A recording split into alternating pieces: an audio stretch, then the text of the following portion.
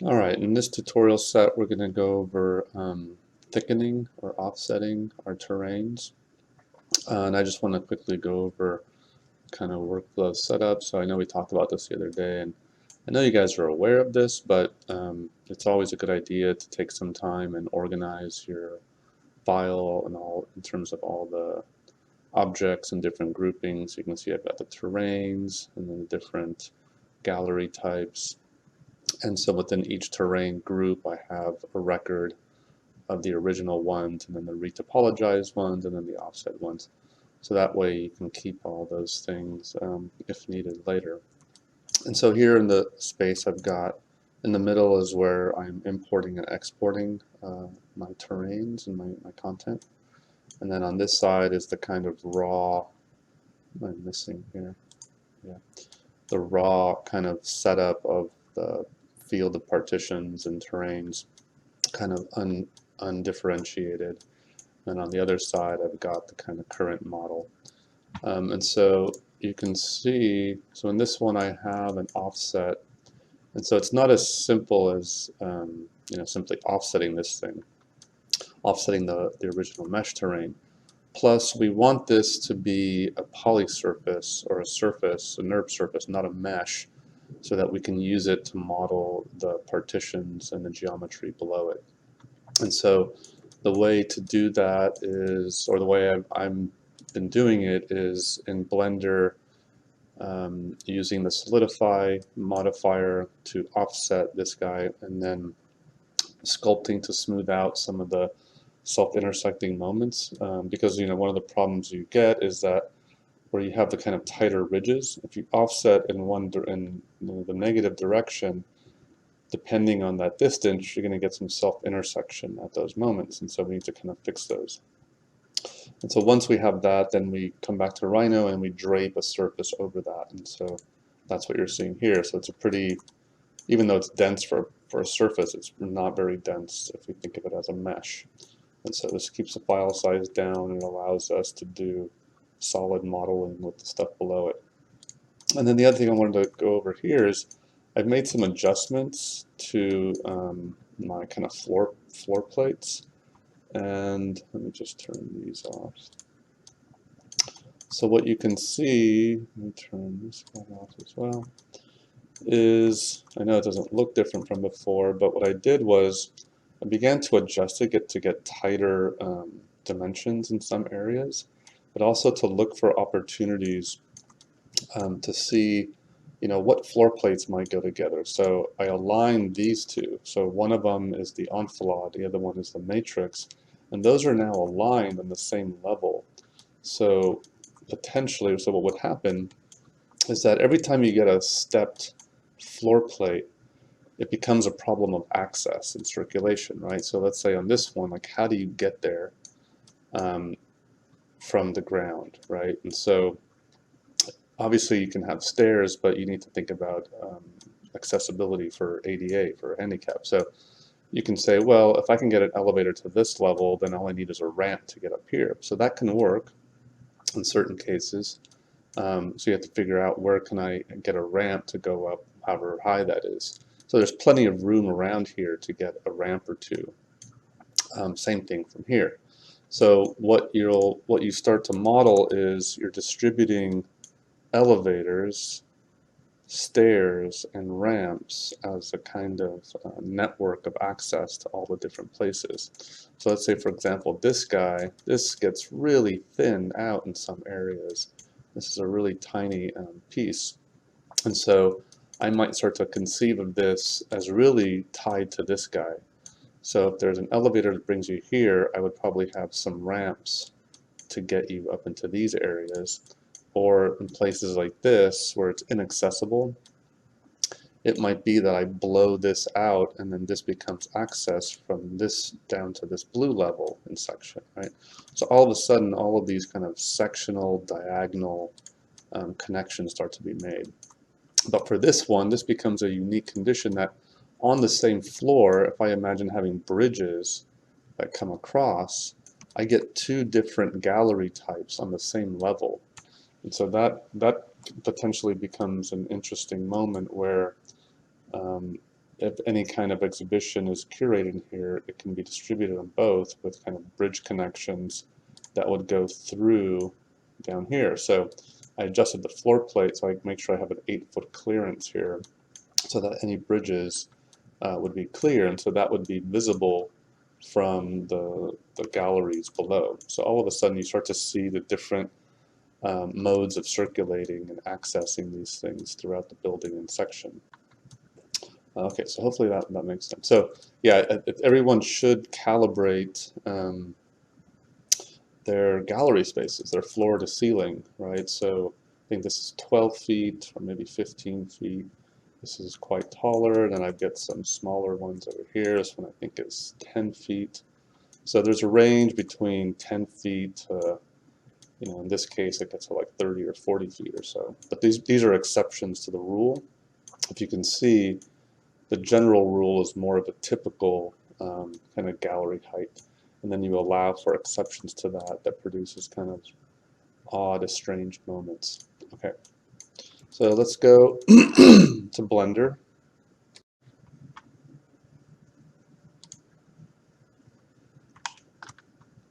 Okay, here I am in Blender. Hide that. Okay, so I'm just going to redo this. Give me a moment. I'm going to delete these. Okay. All right, so here's our original surface that's been retopologized. Or not original, but the retopo one. So what we're going to do is we're going to select, oh wait, is that the right one? Yes. No, this is not the right one. Hold on. That's the offset one. That is, where is it?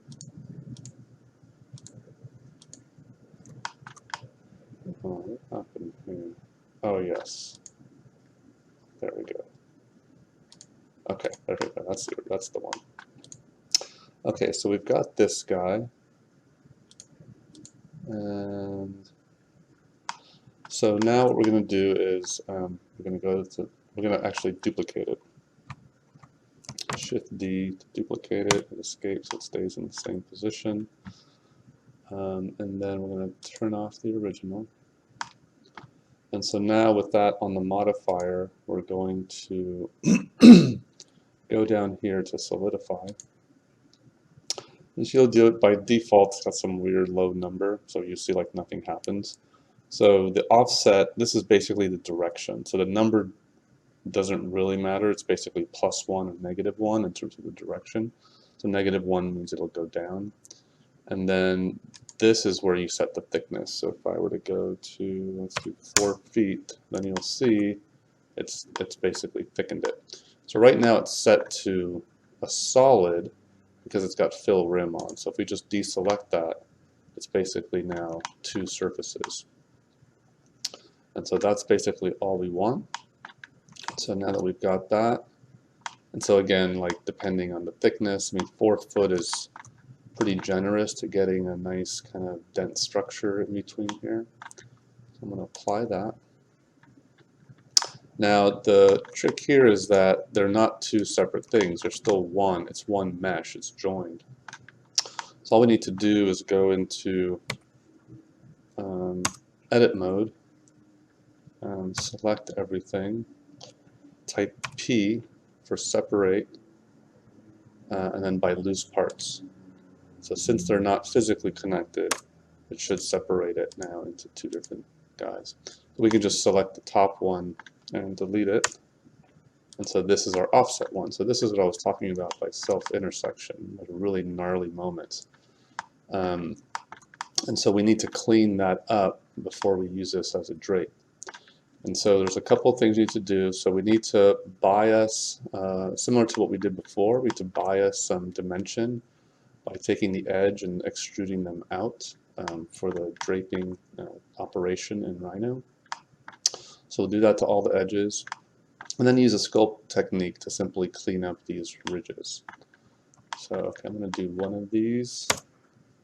So let's go into edit mode. I'm going to go to edge selection, select one of these, go to select loops, edge loops. Now you want to make sure, you just want to zoom out and make sure that it's only selecting that one side. And then with that selected, we're going to scale Y, so we can see Y is this direction. So we're going to type S for scale, and then Y, and then just type 0, enter, and it flattens it all out. So this is kind of the similar thing that you do in Maya with the retained component spacing on. It's just here you're using the scale command to do it in one direction. And then now we want to move it out 10 feet. So G, Y, so constrain to the Y-axis, and just type 10. And you should be in feet, so it should be the right size. And there you go. So that's that. So I'm going to do this now to all the sides.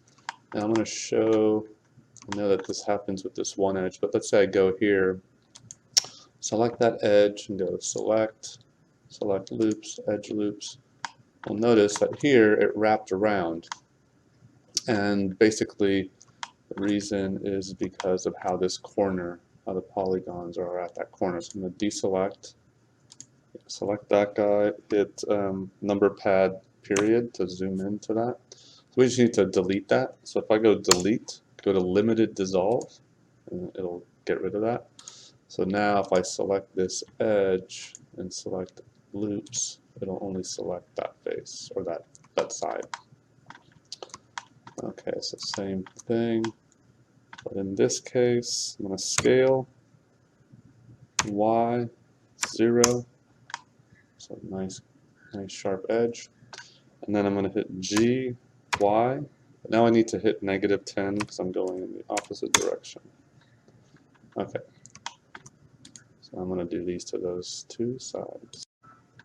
Okay, so this is what it should look like. So I've got all that extra dimension on the border. So now we're going to go into sculpt mode. And similar, I was going to take this to Maya since we use it there, but we can do it here. We're not going to be doing that much sculpting.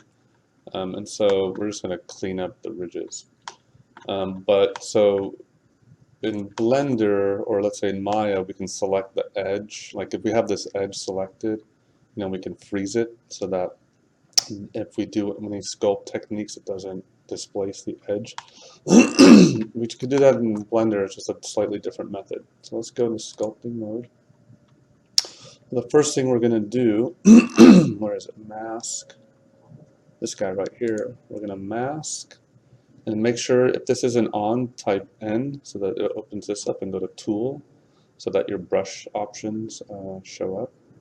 And so what we're going to do is control the radius, so we don't want something too big. Remember that the size of this is pixel size, so that size doesn't change it, so as I zoom in, it kind of looks smaller. We want strength to be at 1, I want it to be in the add, and then now if I start painting there, what you're telling it is where to freeze it, so you're masking that edge so it doesn't affect that. So if I just zoom out and I can paint along that entire edge. So this is what we need to do. So it should look all black like that. Probably didn't need to do it to this edge because we're only going to be working in this area, but I like to be thorough.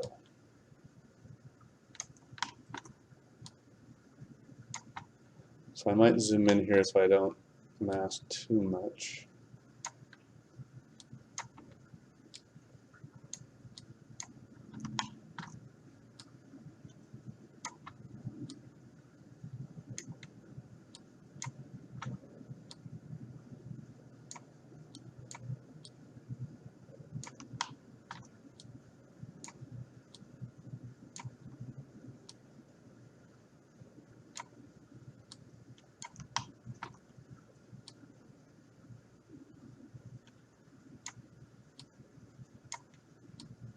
Okay. Now with that set, we don't want to deselect, then we just want to go to, you can use a simplify or the smooth. I think I like the simplify one a little. They kind of do the same thing. But so with this, we're going to smooth this out. We only want to smooth the ridges. Meaning, because this got offset, if I were to smooth the valleys, the indentations, it'll move them up. And so that might cause them to intersect with our main surface. So we only want to do it here because it'll push it back down and give us extra dimensionality. So with this set, you want a small radius, you don't want to affect too much, and you certainly don't want to affect it in the valley areas. Again, only the ridges. So let's just, I think this strength worked well for me. Auto smooth around in the middle. But if I start to paint, right, similar to before, we want to get rid of those creases.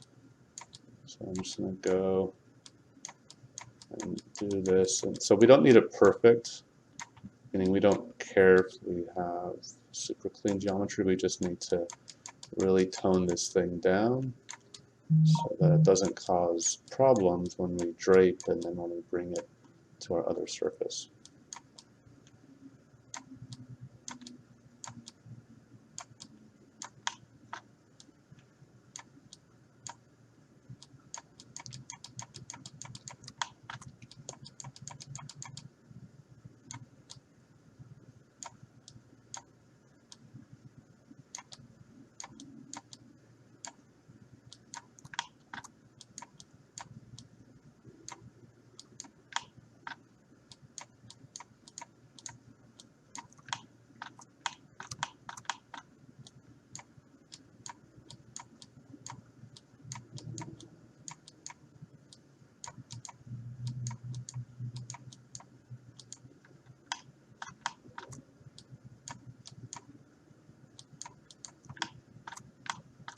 And then this one for sure, get all of this.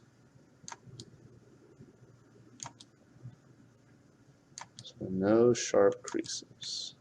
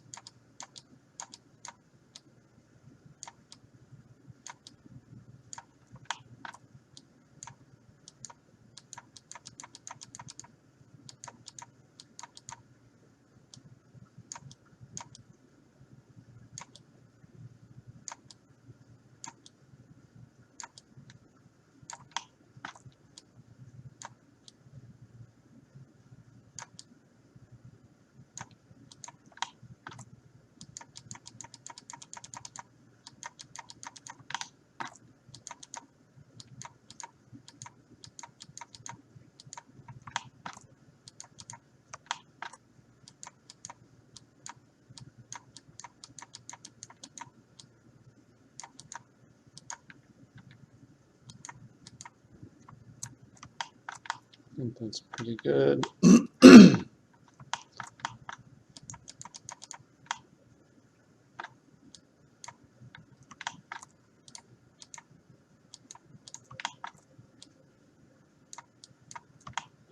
Okay, that should be pretty good. Okay, so once you've got all that done, then we can get out of here and go back to modeling. And so now we can just simply export this. Let's see. Let's make sure. Yeah, that should be okay. That's not going to give us too much trouble. Okay, so this is ready. So now I'm going to export as OBJ. And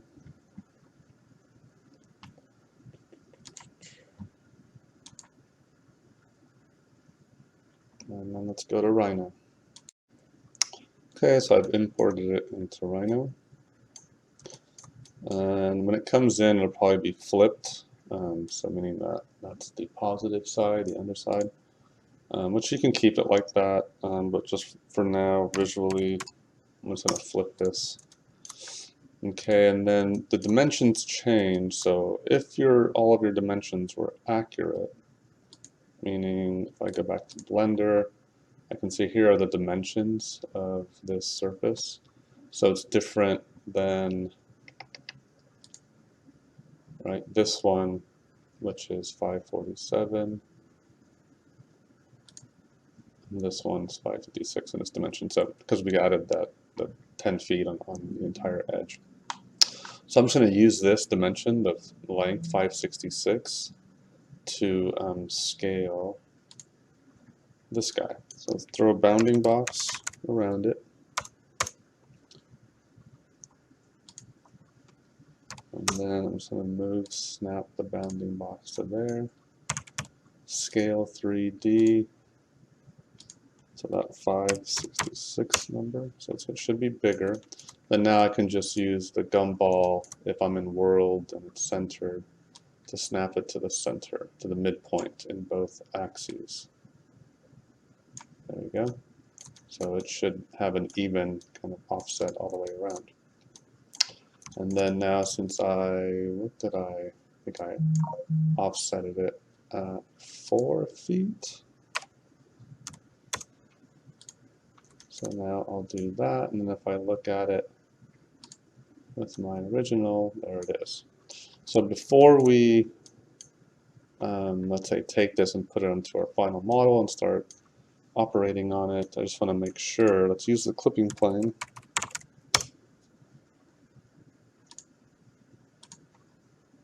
To make sure that we do have an even offset everywhere. So you want to inspect especially tight areas that it doesn't get too close. Good, great, okay. And I just want to also do that in section.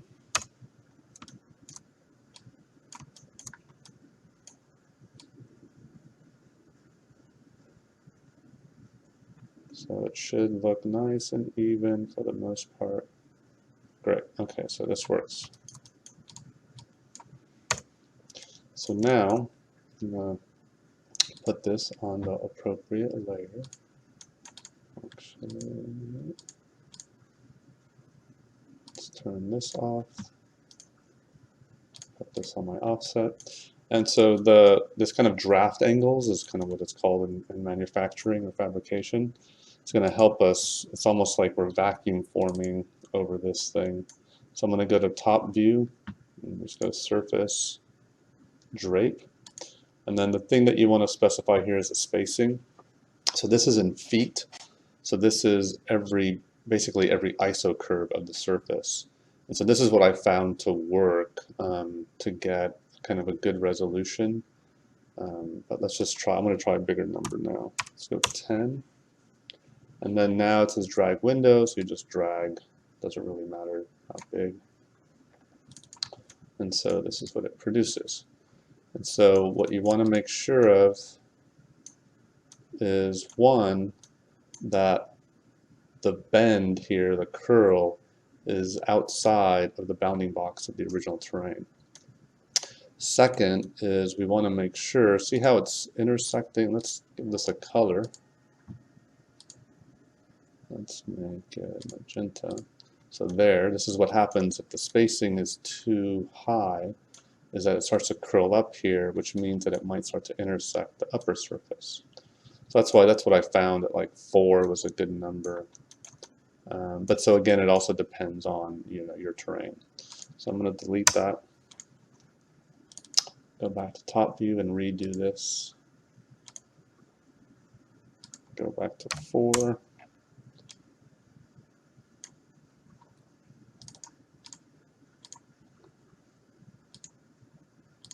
So this is much better.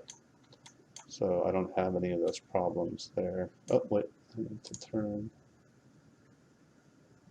Oh, no, that's right. Yes, perfect. Okay, great. So now, with this guy, let's go ahead and turn that off. And then I'm going to use this, get a bounding box of the original, the upper surface, the actual terrain. Oops. But we're going to go to solids, and then we're going to use that to split this guy. So I'm going to scale it in the Z to make sure it's intersecting everywhere. So, it should look like this, where the draft angle, meaning this corner where it moves down, is outside of that bounding box all the way around. And then select this guy, and split or trim, doesn't really matter.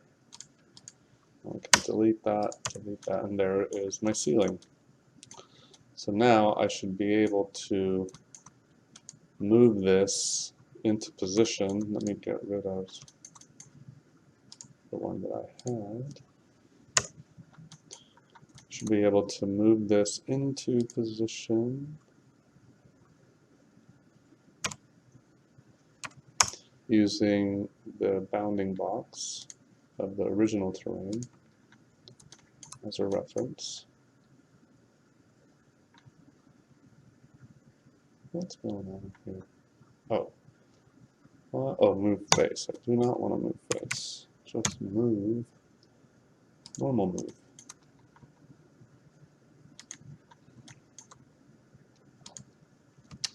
Okay, so now let's look at, there we go. Okay, good, it looks good. So same thing, so this should work. So now the trick, now I can use this surface, I can take the tops of my walls, and basically the top face, extrude them up, and then trim them using this surface. So let's go ahead and do that now. Let's put this on, I'm going to make an additional one.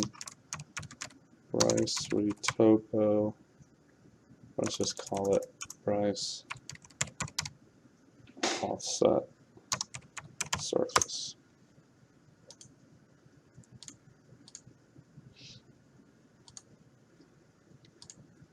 Don't need that color anymore. Okay, great. So now let's turn that off. So I'm just going to start with this upper one and turn this bounding box off. So instead of, actually, let me turn this back on. So I know that I've got some intersection here. So what I'm going to do is lower all the walls. I could raise, oh, I'll just raise them. Okay, let's just do that. So I'm going to go to move face, select all of those, and just move them up really high.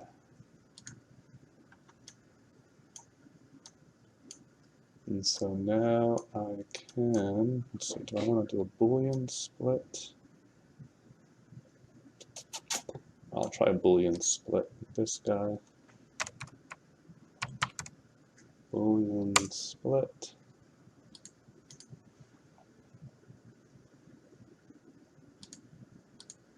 There we go. Okay, perfect. So that's what it should look like.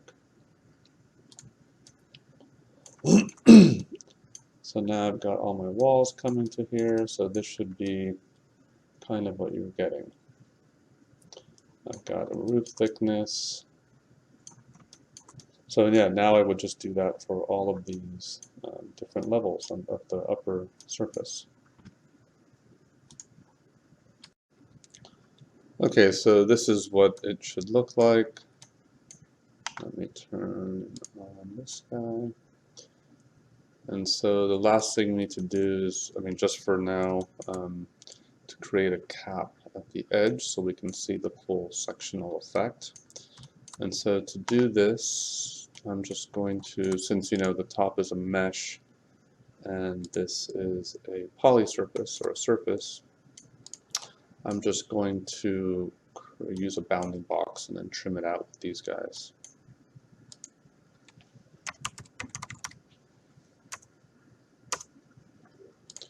I'm going to remove these and then get this into position. Just scale it up like that. And then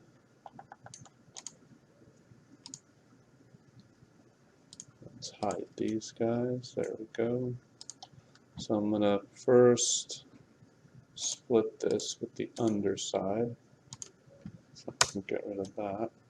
And then for this one, we're going to have to, we can't use a mesh to split, so we're going to dupe border. And then use that border to trim out.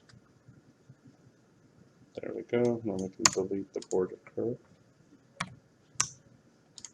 So now it looks like a solid.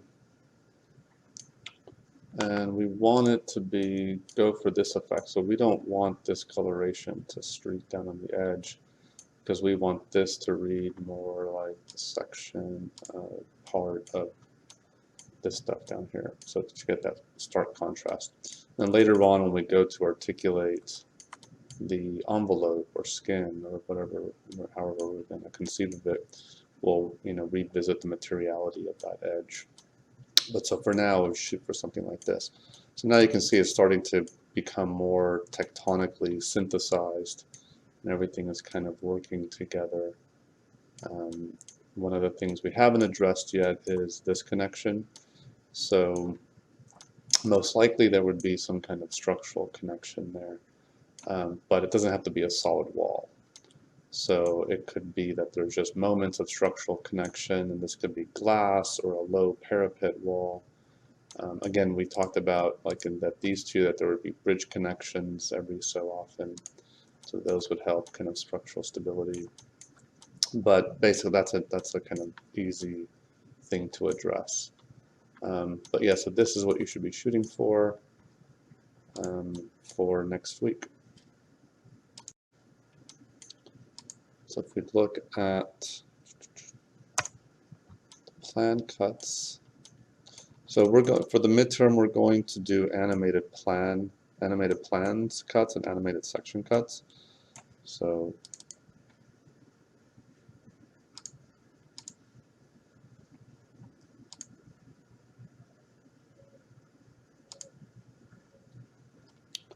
similar to this. Why isn't? That's strange.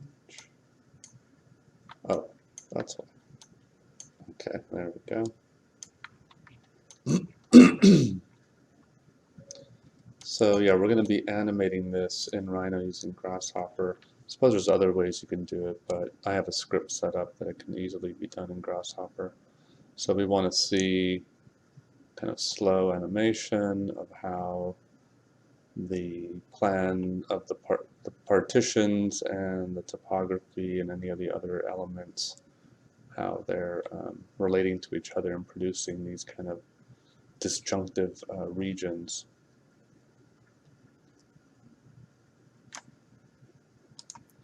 Got this guy and this guy. There we go, that's better. So yeah, so we'll do this with plan as well as in section. Something I was thinking, I was looking at this as it was cutting up in this area. This looks like a great area to get a kind of skylight condition or a different kind of roof. So what I might do is go back and swell this area up a little bit higher,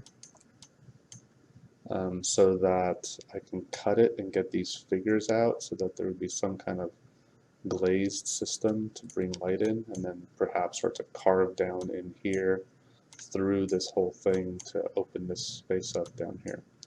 But yeah, so you can use, this becomes a kind of analytical tool as well in terms of starting to strategize on how to operate on the terrain. And then sectionally, should start to look something like that. And then we'll figure out for the representation, we'll figure out a way, because right now this is not rendering solid, meaning that in display mode, on the clipping plane settings has fills and edges on. So a poly surface that's closed, it'll treat this as a solid, so I get this nice black poché.